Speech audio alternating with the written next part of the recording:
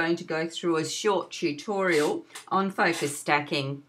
Now, when we are working with macro photography, with a shallow depth of field, sometimes it's really hard to get everything sharp within your image. Sometimes we might actually want that effect and we want the arty look, but a lot of times we do want everything in focus. And this is a way that we can achieve that, and just by taking a number of images and making sure that within that shot a different part of that image is in focus to the previous shot there. So what we've got here, and Julia's taken these images here, and she's just got a set of 6. And as that I just move through these, and I'm just using a shortcut for the Mac of Command tilde, the key alongside of the 1. And another shortcut is to use the Control and the Tab key just to work through. Other than that, I can just simply click on the different images there at the top. If you have a previous version, that shortcut will also work and just save you a bit of grief when you are cycling through your images. Okay, so I'm just going to look at the first image there, and I'm going to click on the next one, and you're going to notice that different parts of the image are in focus. We're just working back now into the back of that image and right into the center, and you can see as that we work along there that different parts of that image are in focus. So what we're going to do is we're going to use one of Photoshop's commands to bring all of these images into one Photoshop file. It's called a stack, and it might not really, I don't know how that relates really to anything, but it's load files into stack. So if you go File, Scripts, and Load Files into Stack, you'll find that we get the option, and that's why I've opened the files as well. It just does make it easier when I just want to add open files. Now, I'm going to look at these 2 buttons. In older versions of Photoshop, they're not there. I'm going to work through the whole scenario of working so that we can align those images, so that if you have got an older version of Photoshop, it will work. Otherwise, we could click that if that we do have the new version of Photoshop CC. Here, create a smart object after loading layers. What we're going to do is simulate that with a command after that we've worked through going and stacking our images, or going and blending our images. I'm just going to leave both of those unchecked at the moment, but please feel free to check them if that you are on the latest versions of Photoshop. For now, I've just got Add Open Files, and I'm just going to go OK, and away Photoshop goes and works on that script, and it will load all of these images into one file. A very useful technique. Here I've got all of my layers that now relate to those files that we used, and I could close the visibility eyes on my layers panel to visualize each one of those. Now I'm going to click on the top image, hold the Shift key, and I can select all of those images. Now what I'm going to do is to align these manually, and remember that that was an option in Photoshop CC 2015. If I go Edit and Auto Align Layers and just choose Auto here and go OK, Photoshop will now go and attempt to align these, and it is very successful in doing that. And you can see now I've got a bit of the transparency showing around here. I'm just going to hold down the Option key as I click on this bottom layer, hiding all of the rest of my layers and just concentrating on this layer. That would be done on a PC by holding the Alt key.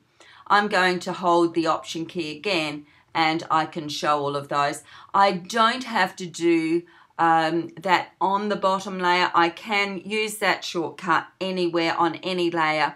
I find it a very useful shortcut of just hiding all of the layers that I just don't want to see at that stage. So it will hide not only the ones above but also the ones below, just targeting onto that one layer.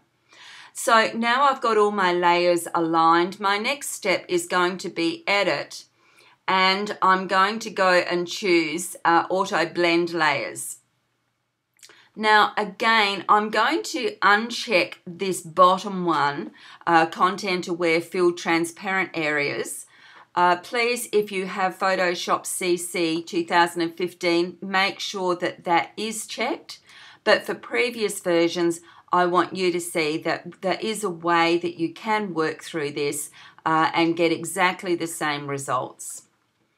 Now, seamless tones and colours will make it so that your images do blend in with each other.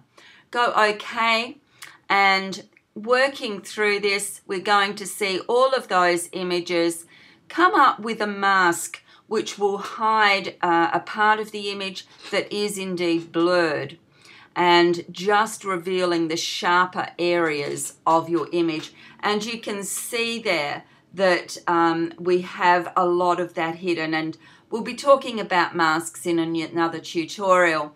But a mask, the black part hides the image, so you can see these white areas over here. I'll just zoom in a little bit here. You'll be able to see in this area where that it's black, that part of the image is hidden, where the white area is what is being displayed in this image. And so looking back, it's not really a visual here. If I hold the shift key, you can see which part of the image that one did portray, and that layer did have indeed this this part of the image, or the white area here is what is sharp. Okay, now what we're going to do, and this is where Photoshop 2000 CC 2015 will do this automatically. I'm going to do it manually, but now what I'm going to do is I'm going to make all of those layers come into a joined layer. We call it stamping. Now, honestly, I don't know of a shortcut, of a long cut of how to do that.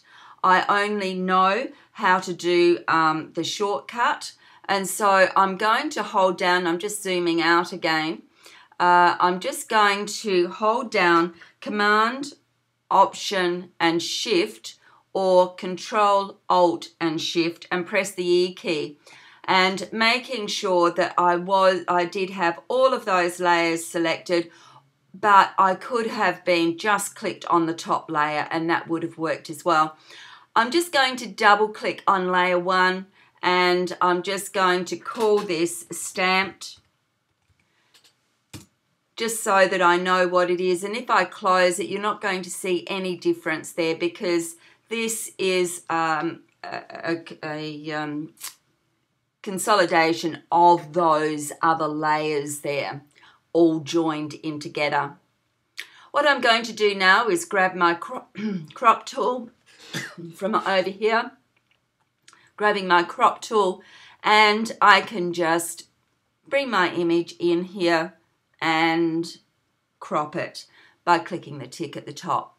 Now, with Photoshop CC 2015, a lot of that is done in the background so that you don't see it. But I think it's always a good idea to be able to see the steps, especially when you're starting, but also if you have older versions of Photoshop, those new shortcuts aren't there.